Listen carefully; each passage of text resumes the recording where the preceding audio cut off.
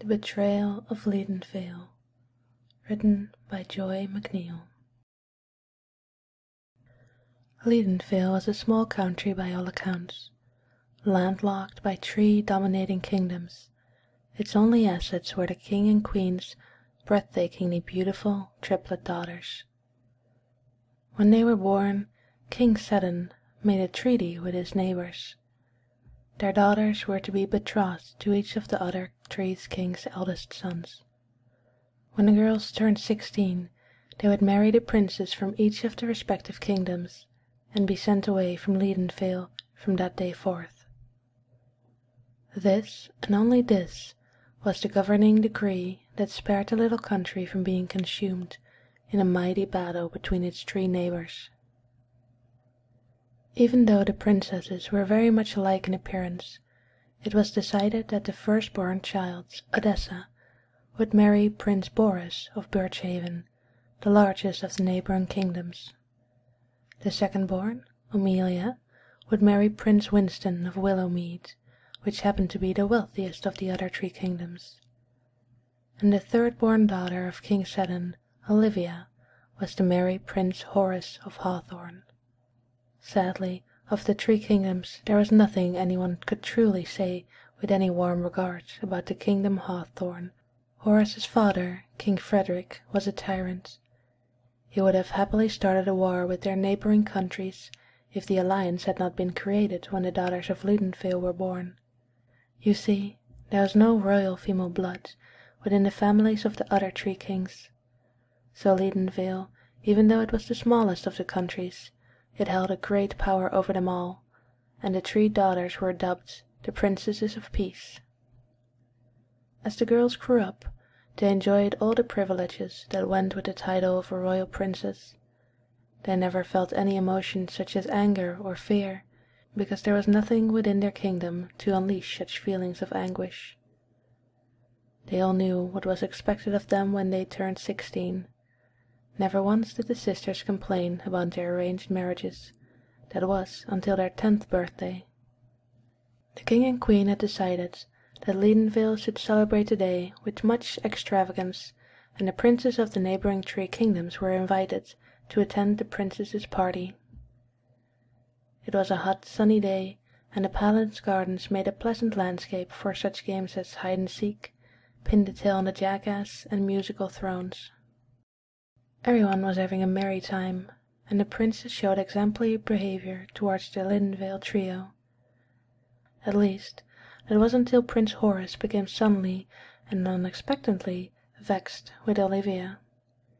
It appeared by all accounts that he felt he was not getting enough attention from her, at least not as much as she was giving the other 2 princes. In some ways there was a truth to his quarrel. Olivia found that she much preferred the company of Boris and Winston, who were only a year older than her sisters and herself. Horace was almost 15, and he found the party games childish and boring. He soon tired of the other guests and moaned most ardently about each new form of entertainment the afternoon had to offer. He then left the palace abruptly, without even saying thank you or goodbye to the king and queen. This was something that Olivia could not understand, because the girls have all been brought up to have impeccable manners, no matter whom they were speaking to. After that day, Olivia became increasingly concerned about her future life with such a tiresome, rude fellow, which Horace appeared to be. Odessa and Amelia were also worried for her sister, but there was nothing that they could say nor do that would change their father's mind. The treaty was signed, and King Seddon must adhere to the promise he made to the neighboring kingdoms. On the night before the princess's 16th birthday, the king came to speak to each of his daughters in turn. He wanted them to realize how important it was for each of them to be a dutiful wife to the young princess they were to marry. When each prince was to inherit their kingdom upon the death of their fathers, King Seddon was hoping that eternal peace would remain between his neighbors. Having not had a son of his own, he hoped his 3 daughters would ensure Lydinvale would always remain safe from strife and war. You must make the best of your position at the king's left hand, when your husband takes the throne. The alliance between our countries must be kept at all costs. I have decided, since I have no son to replace me upon the throne of Lydinvale on my death, whichever of you is the first daughter to give birth to a son, he shall become the heir to Lydinvale and take my place." One by one, the king told his daughters this information very sternly. He wanted to make sure they understood the importance of their future duty to their kingdom. Olivia nodded in answer to her father's requests. She now felt even worse about her future position as the Queen of Hawthorne, because she was sure that once Horace knew of her father's decision, he'd do everything in his power to be the father of the heir of Lydinvale. Deep inside, she was dreading the moment she would set foot on Hawthorne soil and a life of misery. There was one saving grace to Olivia's plight. She had heard tales of incredible creatures who lived in the woodlands of Hawthorne. It appeared by all accounts that there was a small herd of unicorns who lived deep within the forest there. She had overheard Horace telling the other princes at the birthday party about how his father, King Frederick, would take hunting parties into the woods to try and capture the magical creatures. Although they could hear the unicorns galloping amongst the trees, they had never actually seen one, let alone caught one. And yet, several of the peasant folk who lived near the forest had seen the wondrous beasts frolicking through the woodland clearings, so the Hawthorne folk knew the unicorns did indeed exist. The following day, each of the princesses were dressed by their maids into white gowns. There was a pearl beading upon the bodice and gold thread embroidery with the coat of arms of each respective kingdom the princess would soon reside. Olivia looked down at the embroidery upon her dress. 2 unicorns, with their horns forming a cross, were beautifully stitched in the silk fabric of her gown. She sighed deeply as her lady's maid straightened out the long flowing train, making the final adjustments to her gown so that she could follow her sisters into the cathedral. Each princess had her hair adorned with rosebuds and golden lace. If it had not been the fact that she was feeling so miserable, Olivia would have rejoiced in wearing such finery. The castle was abuzz with servants rushing back and forth, almost falling over themselves to make sure the finishing touches were achieved before the princess and their family were to arrive. Then, upon the stroke of 10 on the tower clock in the square, each princess, in turn, from Edessa to Olivia, strolled gracefully down the aisle of the cathedral to stand next to their betrothed. Prince Boris and Winston looked down at their brides with warmth in their eyes. However, Prince Horace looked at Olivia with an odd expression. It scared her to see the look of lust and coldness in his dark brown eyes. Olivia knew that she had to marry this man, and yet, if she could have turned and fled from the cathedral, she would have done so in a heartbeat. The church bells rang out across the land once each couple had exchanged their vows and signed the declaration of their marriage. Folk could be heard cheering loudly as the couples were escorted to the large second-story balcony at the front of the palace. It seemed that most of the residents of Lydinvale had come to wish the princesses well upon their departure from the kingdom. They waved and cheered as the group stood there waving back to them.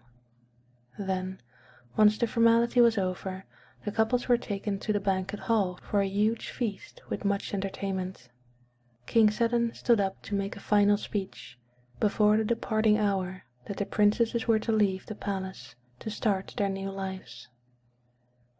I would like to take this opportunity to extend my most hearty, warm wishes to each and every one of our neighboring royalty. You take with you today the most prized possessions of Lydinvale. The palace will not be the same without our wonderful daughters. However, the Queen and I are hoping that one day there will be a son and heir to our small kingdom. That being said, whichever of our 3 daughters is the first to bear a boy child, their son will inherit the kingdom of Lydinvale upon my death. There was a lot of murmuring within the courtiers and guests upon hearing King Seddon's declaration. Prince Horace looked down at Olivia with sudden interest, after having practically ignored her for the duration of the feast. There was a wry smile upon his face, as one side of his lip turned up cruelly, and his dark eyes surveyed her with renewed interest. This look only made Olivia more uneasy about her imminent departure from her beloved home and family. 2 hours later, Olivia sat in a coach with King Frederick, Queen Zinnia, and Prince Horace. No one spoke for the duration of the journey back to Hawthorne. The only sound that could be heard was the occasional belch from the king, who seemed happy with himself for making such rude sounds, regardless that there were ladies present. Olivia had noticed earlier that evening the king made quite a pig of himself at the feast, and it was obvious that his stomach was now complaining about his overindulgence. His lack of manners only sealed the dislike Olivia was already feeling towards her new family. When they reached the castle, Horace seemed most eager to show Olivia to his private quarters. He had no intention of showing her about the main palace drawing-rooms, or explaining to her who the portraits were of, which adorned the walls of the staircase, as he took her by the hand and hurried her past them. "I have a surprise for you," he said eagerly, as he flung open the oak-carved doors to his large bedroom. Olivia would have restored the faith in her new husband, had the room been filled with garlands of flowers, or boxes of chocolates and strawberries. But alas, there, pouring hot water into a large claw foot-bath, there were 2 attractive young servant girls, while another 2 lay upon Horace's 4-poster bed. All were in stage of undress. "These fair creatures are my concubines. They are here for my pleasure, should you not please me in the bedchamber. But I am also willing to share them with you, if you should care to entertain me," he said with ease, as if he had just asked Olivia if she would have liked to share a glass of wine with him, and not the additional woman to their marital beds. Horace walked forward and placed a hand upon the bare breast of one of the women, as she gently tipped hot water into the bathtub. "I have asked the ladies to wash you before I take you upon my bed. I will revel in watching them bathe you with love, as you are made ready for me." When Horace said this, fear gripped Olivia. She did not want to be a form of entertainment for this horrid fiend. She had hoped that her husband would be kind to her and teach her the way of men in a gentle manner, not parade her in front of his concubines so they could snigger and taunt her while he took her virtue. "I shan't stay here and be made a spectacle of for your entertainment, sir. I shall take my leave now," Olivia stated in a forthright manner. She had never spoken thusly in her life before, and she even surprised herself as to her outspoken manner. "Leave? I don't think so. The night is still young, and I am not going to lose the only opportunity for my son to be the heir of Lydinvale. Your sisters will consummate their marriages tonight. Therefore, as you are my wife, I shan't be denied what is mine to lawfully take when I please," he cautioned her, with an evil glint in his eyes. Olivia turned around and made quickly for the oak-carved doors. "You may leave now, but the palace is a fortress from which you shall not escape. I had the foresight to realize that you would run like a scared fawn the moment you thought you could not do as you pleased. At Hawthorne we manage our affairs very differently to the fairy-tale ways of Lydinvale. The palace guards have already been informed that should you make to leave the castle, they are to block your exit. However, you may try to leave if it pleases you. It will be an entertaining game for me to find you. I remember well your love for playing hide-and-seek." He said this in a cold, heartless tone, while laughing loudly as she ran from the room. Olivia fled down the staircase and headed for the entrance doors in a large foyer on the ground floor. As she neared them, the 2 guards who stood on either side of the main doors placed their spears to form a cross over the doorway. She turned and ran down the passageway behind the staircase. There, standing in front of another door, another guard moved forward to block her exit. "Stand aside for the royal princess of Hawthorne," she demanded loudly. But the guard did not move, nor did he even look at her. Olivia tried again, and tried walking down the opposite passageway on the other side of the foyer. It was as if she turned the corner out of sight from the guards that she could hear someone make a psst sound. She looked around, but no one was in view. As she carried on walking, she heard it again. It was coming from behind a large tapestry wall hanging. Then, as she drew closer to it, an elderly woman poked her head out from the other side of the wall hanging. "This way, dearie," she whispered in an urgent tone. Olivia was unsure if she should follow the woman or not, as it seemed most odd that this stranger would want her to follow them.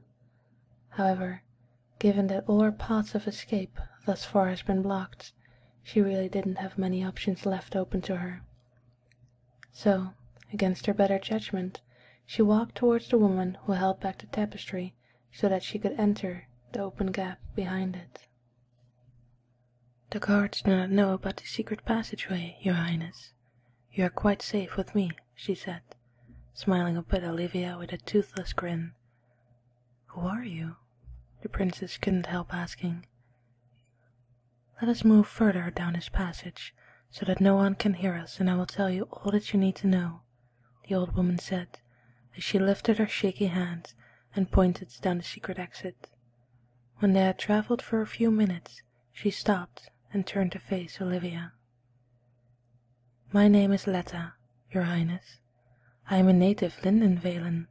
However, when I was young and foolish, I fell in love with a Hawthorn soldier, and I ran away from home to marry him. My husband was very cruel to me, and I was only saved from his torment when he was killed in battle. I've worked at the palace as a servant ever since. I could not return to Lydinvale because of the shame I had brought upon my family." There was a sadness in this old lady's eyes as she told Olivia her tale, which touched the young princess's heart. "But that's enough of my story, Your Highness. You need to be aware of what is to become your fate as the Princess of Hawthorn. When I learned of the decree that you were to marry Prince Horace, I feared for your life ever since. I know that his father wants to overthrow Lydinvale. He is only biding his time to take our country for his own. I have overheard him telling Prince Horace to make your life difficult, so that you will try to run away. At which time he will wage a war with Lydinvale for breaking the contract with Hawthorn. The nations of Birchhaven and Willowmead will not interfere, because you have broken the treaty. It is the most treacherous of plans, and one which has been years in the making." "I don't understand. If that's true, why has Prince Horace tried to prevent me from leaving the castle?" "I overheard one of the prince's concubines saying that you are going to produce an heir to rule Lydinvale. As much as King Frederick is a menace, his son is just as much a tyrant.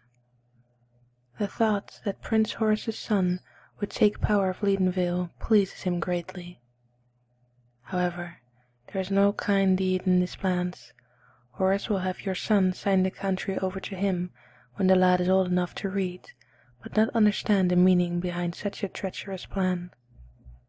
That way his army can grow powerful, so he has the numbers to overthrow Birchhaven and Willowmead at the same time.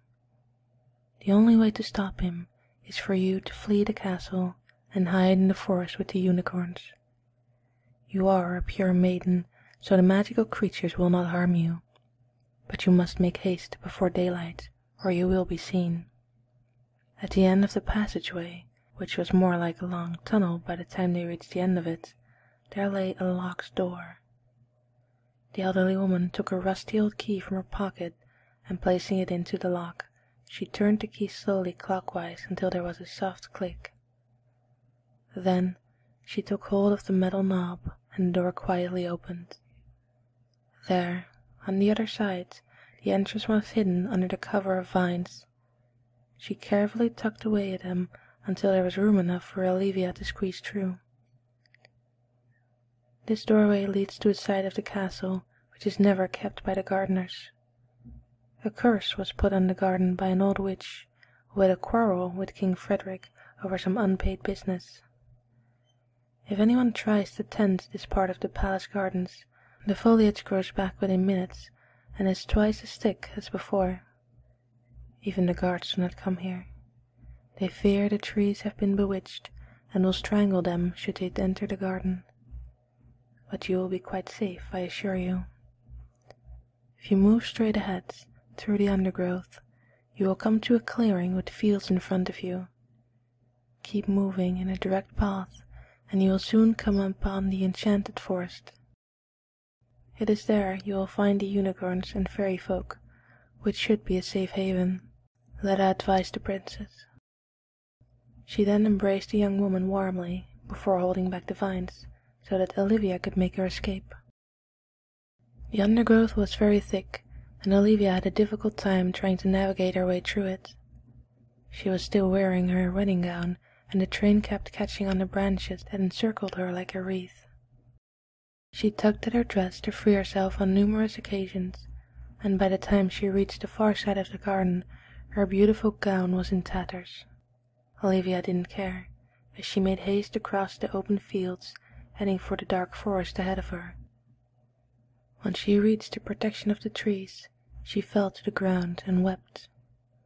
The whole ghastly ordeal of that day had broken this once happy princess, and she wondered if she would ever be happy again. Olivia was so caught up in her anguish that at first she didn't notice that she was now no longer alone. It was not until she felt the hot breath on the back of her neck that she realized there was someone, or rather something, standing over her. She froze in fear, not wanting to turn around and face whatever the creature may be. Then, when she made no effort to move, the beast, "Get up, your highness. We need to move further into the woods. You are not safe here." The princess turned her head around slowly, and her eyes locked upon the face of a beautiful, radiant white horse. But this was no ordinary horse, because in the middle of its forehead was a long, silvery, spiraled horn. The unicorn's large brown eyes looked down at her with mild interest. "Do not be alarmed that I know who you are, Princess Olivia of Hawthorn. My name is Wind Whisper. We have long awaited your arrival to our forest. Your presence to be amongst us was foretold by the day you were born. I understand that you would have already met Leda the seer. She told us she would help you escape from the palace. However, I am somewhat surprised that it is so soon after your arrival to Hawthorn that she has achieved her aim." "Leda is the seer?" Olivia couldn't help repeating in a shocked tone. She was still trying to take in the first part of the information the unicorn was relaying to her. "Ah, I see she left that part of her story untold," the unicorn replied, with a soft whinny. "Yes, she is the one who informed us of your coming, when you were born. Leda has our eyes and ears within the palace. She has been eagerly awaiting your arrival. Now you are here, we can be freed." "I can't see that I would have any power over the likes of King Frederick and Prince Horace to help you," Olivia answered honestly. "You see, that is where you are very wrong, your highness. You hold the greatest power there is over all of us, because this day that you have entered our forest is the day we can move ahead to be liberated from our tormentors. But I will tell you more about the prophecy once we are all gathered together in a safe clearing. Now please, hop upon my back and I will take you to that place." Olivia only ever dreamt of one day meeting a unicorn, but to be asked to ride upon one's back surpassed anything she could ever hope for. Wind Whisper walked quietly through the forest to a heavily wooded area, and there, ahead of them in the moonlight, lay a large grassy hollow. It seemed to be a very magical place. Wild flowers of every color shining with a soft glow by the rays the full moon had cast upon them. Their perfume filled the night air with a wonderful fresh fragrance which was almost intoxicating. The princess slid carefully from Wind Whisper's back and stood taking in everything around her. Then the unicorn lifted his magnificent head to the sky and started a gentle whinnying deep from within his throat. It was not the usual sound a horse would make. It was as if Wind Whisper was singing. A light breeze suddenly started to blow around him, and made his long, flowing mane ripple along his neck, like that of gentle waves lapping upon a sandy shore. Then, within minutes, the clear was full of unicorns, fairies, pixies, and every other imaginable magical creatures. Olivia had only ever heard about these fairy folk in the books that Nanny would read to the princesses at bedtime. To be standing in a clearing full of them seemed dreamlike, and Olivia had to pinch herself to be sure that what she was seeing was indeed real. Once everyone had arrived and greeted each other, they stood in silence, waiting for Wind Whisper to speak. Good magical folk of Hawthorn Forest, today has been long awaited, and we all know what is expected of us. Princess Olivia of Hawthorn has come to return us to our rightful home. We shall not hide in fear a moment longer, for today we are to be unfettered. There was a soft murmur from the crowd, as they all looked directly at the princess. You see, your highness, we do not belong in this forest, nor this kingdom. Lydinvale is our rightful home. Olivia looked up at Wind Whisper in shock. She could not understand what he was trying to say. Three generations of your family has passed since we were abolished from your kingdom. Prince Horace's great-grandfather wanted magical powers, which he knew he could only obtain by capturing one of us. He made a pact with an old witch to trick the fairy folk into leaving Lydinvale and coming to Hawthorn. He then had her cast a spell over us so that we would be trapped within this forest. Our only solace had been that the wicked queen had no intention of paying the witch for our services.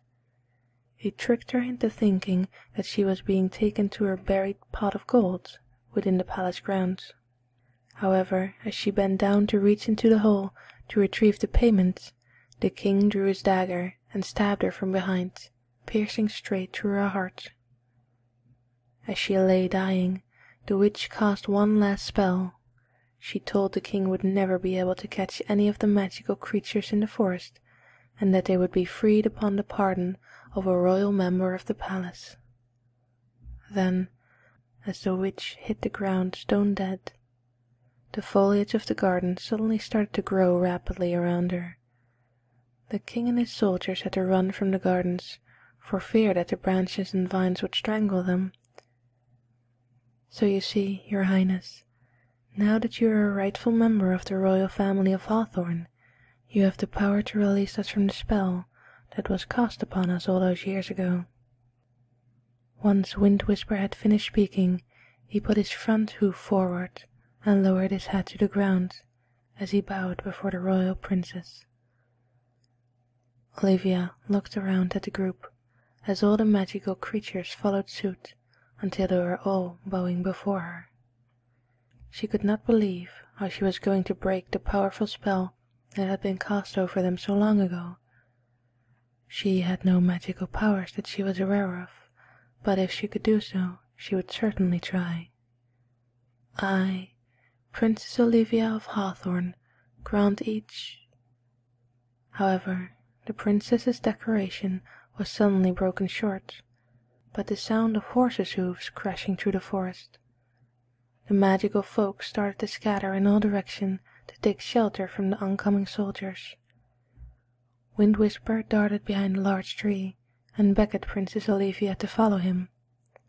However, as she stepped towards the tree, an arrow whizzed through the air and struck her on the back of her shoulder, which then pinned her to the tree trunk. She felt an immense burning pain, which the arrow had inflicted upon piercing her delicate flesh, and there was no way of escape. "I've always enjoyed archery," Prince Horace said gleefully, as he swayed down from his horse and started to walk towards her. "I tire of your little games, Prince Olivia." The servant Letta was most forthcoming with her information when I took it upon myself to relieve her of her hands. I have some unfinished business with you, your Highness.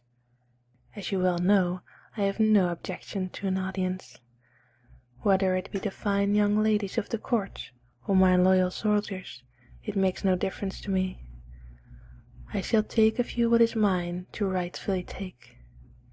Even better that there is a full moon, for I shall enjoy watching the look on your pretty face." Olivia tried to struggle free from the arrow, but the pain was so intense that she could not bear to rip herself away from its grasp. She was pinned like a scared rabbit to the tree trunk. Prince Horace was standing right behind her now, as he tugged upon the stays of her torn wedding gown with his strong hands. Then, out of nowhere, there was a flash of silvery white, as Wind Whisper reared up at the sight of the prince, and the unicorn's hard hoofs knocked him to the ground. Horace reached to his side to pull his sword from its sheath. However, he never managed to achieve his goal, as the unicorn put his head forward forcefully and run his horn straight through the prince's heart. Olivia could not see what was happening behind her, but she could hear the prince groaning low in his throat, and then there was a total silence. When the soldiers saw what had happened to the prince, and the other unicorns started to reappear in the clearing, they turned their horses about and galloped away through the forest. Wind Whisper then spoke to the princess in an urgent tone. "We need to make haste before word reaches the king of his son's death.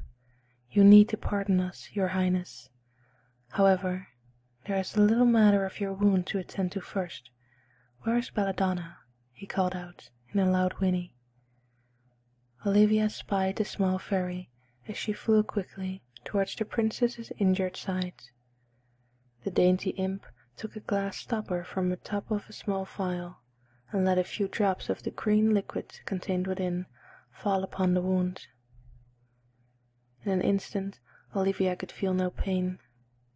It was then that Wind Whisper grasped the arrow between his teeth and gently pulled it free. As the arrow came cleanly away from Olivia's shoulder, the wounds it had made sealed immediately, as if they had never been there in the first place. Wind Whisper then lifted his head once more and called back all the magical creatures. Once there was a silence in the hollow, the unicorn nodded to the princess. "I, Princess Olivia of Hawthorn, grant each and every creature within this forest the right to roam wherever they may please and in whichever kingdom they wish to reside." Once Olivia had spoken, there was a loud cracking sound, which started from the north and resounded in a large circle around the circumference of the woodland. The magical chain which had imprisoned the creatures was no more. There was a loud cheer from the crowd standing about the clearing as they realized that the spell was finally broken. "Thank you, your Highness," Wind Whisper said, bowing to the princess.